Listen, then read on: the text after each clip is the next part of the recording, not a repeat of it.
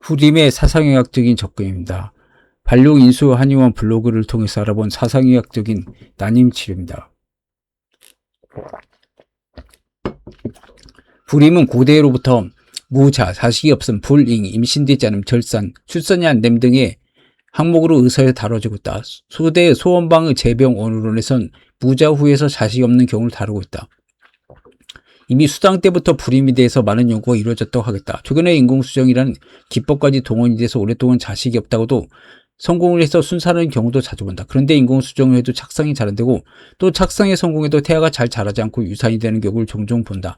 이런 환자들은 여러 차례 시도해 보다가 안 되면 한의원을 잔다. 또 임신만 되면 계류유산이 되는 분들도 최근에는 자주 왔다.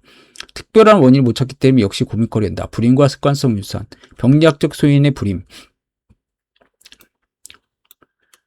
자궁 내막증이나 난소의 낭포증, 자궁 근종이란 임신에 영향을 미치는 불임, 나팔관 폐쇄나 유착에서 월경이 일어나지만 배란이 안 돼서 일어나는 불임, 남성에게서 정자수가 적거나 정자활동이 약화돼서 일어나는 불임, 습관성 유산에 의한 불임, 사상학적 체질궁합이 안 발생기는 불임, 원인 알 수 없는 불임. 위에서 남성에게 문제가 있는 경우가 아니라면 여성에게 나팔관 문제는 물리적인 원인이기 때문에 한방울 해결보다는 양방 의존하는 것이 좋다고 본다. 하지만 위에 언급한 특별한 병리적 원인, 근종이나 내막증, 종양, 자궁의 기형 등이 있어서 임신을 방해하는 경우가 아니고 원인을 못 찾는 불임이나 임신이 돼서 습관성으로 유산이 되는 경우에는 한방에 의존하는 것도 좋은 방법이 된다고 생각한다. 또한 사상의학적인 체질궁합이 안 맞아서 생긴 불임도 있는데 이는 전문가의 조언을 구해서 체질 진단을 통해서 파악한다.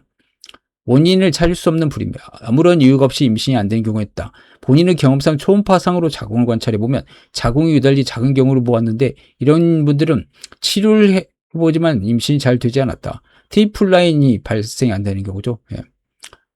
10일에서 13일 정도 돼야 되는데 이를 제외하고 한방에서 명문화, 불의 기운이죠. 불신의 기능. 이 쇠약해서 오는 불임이 있다. 이는 자궁의 기능이 약화돼서 나타나는 불임이라고 할 수 있다. 그리고 주로 월경 주기가 불규칙하거나 무월경 검사만에게 많이 나타난다. 또 생리통이 심하거나 냉이 많은 경우에도 자궁의 음항기억이 조절이 안 돼서 생기는 경우이기 때문에 당연히 영향을 받는다. 한방에서 명문이란 좌신 우후 명문이라고 해서 진월인 그 난경에서 한 거죠. 신장이 신수, 음기를 주관하는 반면에 하초에 있으면서 체내를 따뜻하게는 원양을 명문이라고 한다. 오늘날 해석해보면 부신의 기능을 받는다. 부신에선 스테로이드를 생산해서 부신 피질이죠. 성호르몬 영향을 주는데 오늘날의 임신에 필요한 자궁 성숙이라든지 착상 유지라고 관열 호르몬이 에스트로겐이나 프로게스테론 이 같은 명문화라는 개념에서 해석을 했다. 이거 성호르몬도 콜레스테롤을 만들죠. 그래서 콜레스테롤이 그렇게 나쁜 약이 아닙니다. 명문화가 쇠약해서 오는 불임은 당연히 보제를 통해서 해결할 수 있다. 한약의 보제는 상당한 부분에 있어서 호르몬에 영향을 준다. 이런 보제 중에는 충분한 혈액량을 공급해서 자궁 내막을 튼튼하게 하는 보제가 있고 프로게스테론에 영향을 미쳐서 임신 잘 되게 유산을 방지할 수 있는 보제가 있다. 이건 이제 태음이죠. 또 임신 중에 복용하고 있는 약물이 아닌 사소한 건강식품이나 커피, 녹차. 이건 이제 소음이나 태음이를 먹으면 안 되죠. 체질이 안 맞을 경우 유산을 유도하는 경우도 있다. 습관성 유산의 사례. 다음은 습관성 유산 환자의 경험을 수록해봤다. 사례 36세. 이 환자는 10년 전에 출산 경험했다. 이후 아이를 가지고 싶어 했고 임신은 안 되지만 임신 24주나 28주 사이만 되면 자궁이 열려서 유산이 됐다. 이 같은 일을 몇 번 겪고 나서 임신 포기했다가 본원에 내진했다. 4개월 때 자궁문이 열림. 3번 정도 그랬다. 양수도 28일에 터진 적이 있다. 28. 다낭성 난소 진단을 받다. 한약 복용. 다낭성 난소는 이제 태민한테 맞죠. 현재 임신 중 이전에 24주나 길게 가면 28주 사이에 3번 정도 유산했다. 4월 13일 마지막 월경했다. 현재 조금씩 피가 비치는 것 같다. 이전에도 임신만 하면 자궁이 열려서 3번은 만 16주 수술 받았고 28주에 양수 터진 적이 있다.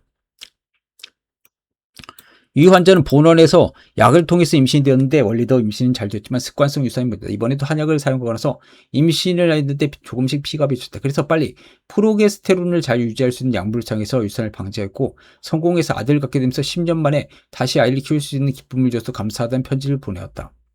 이건 지금 태음이죠. 보니까 일반적으로 산부인과 검사상 아기가 작고 성장이 안 되고 심장이 안 뛴다고 하는 경우는 그대로 자궁내에서 남아서 계류유산이 되거나 혹은 피를 비치면서 저절로 유산이 되려는 경우가 많다. 이 같은 경험이 있었던 환자들을 임신이 되거든 바로 병원으로 올 것을 요구하여 미리 유산 방지는 약물로서 성공시킬 수가 있다. 최근에 와서 이 같은 프로베라를 주는 거죠. 이런 환자는. 환자가 꽤 보인다. 어떤 이들은 결혼 후 3, 4년 동안 6번 정도 유산한 적이 있다. 이 환자도 임신 테스트에 양성 반응 보이자 바로 대원에서 보제를 통해서 유산을 방지하고 1년 만에 아들을 순사했다. 요즘엔 여러 가지 위해료로 해서 이같이 임신이 되어도 습관성 유산을 하는 경우가 있다. 배란 촉진제를 먹고 임신 유도해도 착상이 안 되거나 아이가 자라지 못하고 유산이 되는 경우가 있다.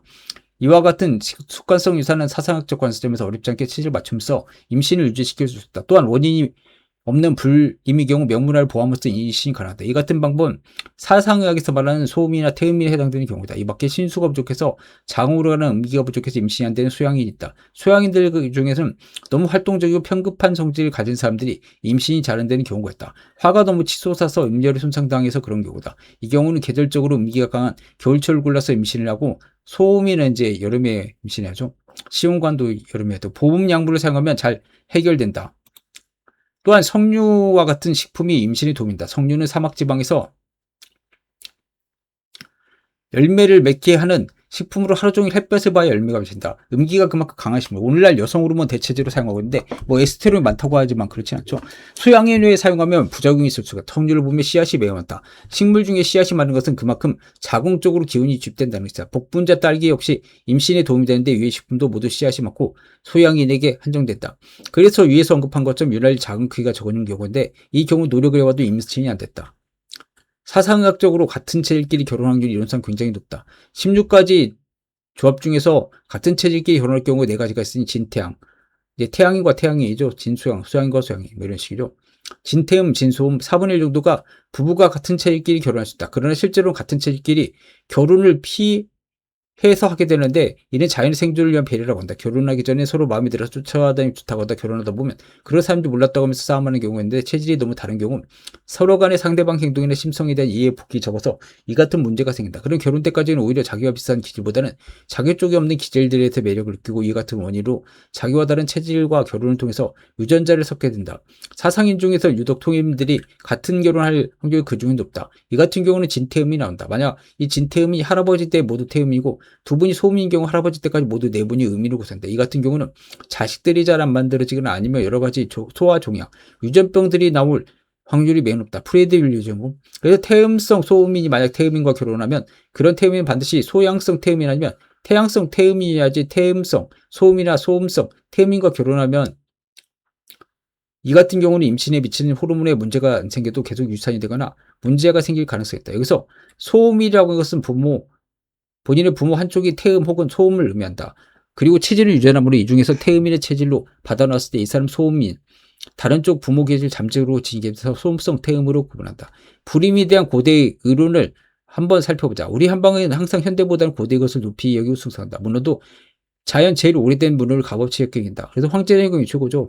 상한론과 어떤 의미에서 보면 발전이 없다고 이야기할 수가 있다. 그러나 우리가 옛것을 숭상하고 귀하게 여기는 것은 그만큼 역사에 남을 만큼 출중한 인물이 기록을 하였기 때문이라고 본다. 제병 오류라고는 소나라 때 병리서가 있다. 소원방이라는 의사가 주관해서 국가적 사업을 펼쳤다. 그는 605에서 616년 사이에서 태의 박사를 지냈다. 이 서적은 최초로 질병 원인과 증후를 기록한 병리서라고 할 수 있다. 당대까지 경험적으로 내려던 수많은 병증들을 병명으로 고정하고 이에 대해서 음양론적이고 음기론적인 해설을 가했다. 나름대로 증상과 원인을 소상히 밝히고 있어 이후 의가들이 이 설에 의존해서 병명을 추존했다.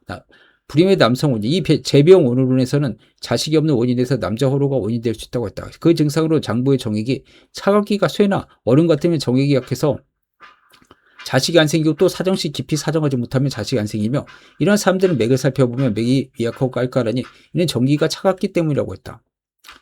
장부가 자식이 없는 경우는 남자죠.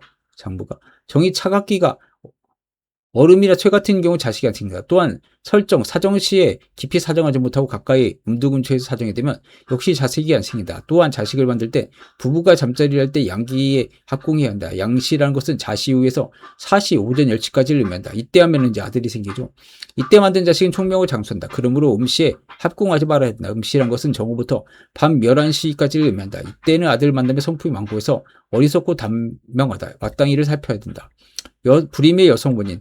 부인이 자식 없는 경우 3가지다. 첫째, 조상에게 제사를 지내지 않는 경우고, 둘째는 부부가 사주가 맞지 않은 상극이 됨으로 인한 것이다. 셋째는 부부가 모두 병이 있는 경우다. 이 중에 첫째, 둘째의 경우 약으로 치료할 수 없는 것이지만 남편이나 부인이 병이 있어서 그런 경우는 당연히 약으로 효험을 볼 수가 있다. 부인이 질환이 있어서 자식이 없는 경우는 과로로 혈기를 상하거나 바깥으로 풍한 바람이나 한기, 바이러스죠. 객기가 자궁으로 들어서 자궁의 병이라는 경우다. 또 월경이 적거나 끊기고 혹은 월경 때 과덕이 피를 쏟고 냉이 심하면 체내의 음양의 기운이 조화롭지 못하고 기혈의 순환이 어긋나서 자식이 없는 것이다.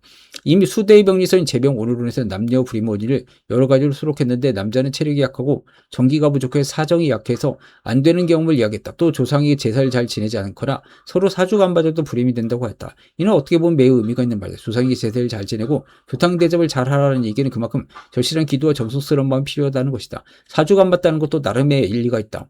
사주는 고대 음양 오행설의 기원이 되어서 오행 상생상극의 원리를 출생의 천간 지지인 사주팔자에 의존해서 개인의 운기의 성향을 해석한 학문이다. 이를 구구히 해설할 필요는 없지만 사상의학적인 입장에서 보면 이에서 언급한 경우 같이 같은 체질끼리 결혼을 기피하는 것이 좋다고 본다. 그 밖에 약물로서 치료가 된다고 했으니 본인의 경험에 의하면 신수를 보호하고 명문화를 보호하면서 자궁을 따뜻하게 하고 자궁 쪽으로 가는 혈액을 도우면 습관성 유산이나 불임이라도 대부분 해결이 되리라고 본다. 위에서 말한 불임에 관한 이야기들은 일반인들이 그러려니 하고 느낄 수가 있지만 현대적 언어가 아니라 일반인들은 이해하기 힘들 것이다. 2부에서는 불임의 사상의학적인 이유에 대해서 현대적 언어로 호르몬과 관계를 통해서 쉽게 설명해 보려고 한다. 그렇습니다.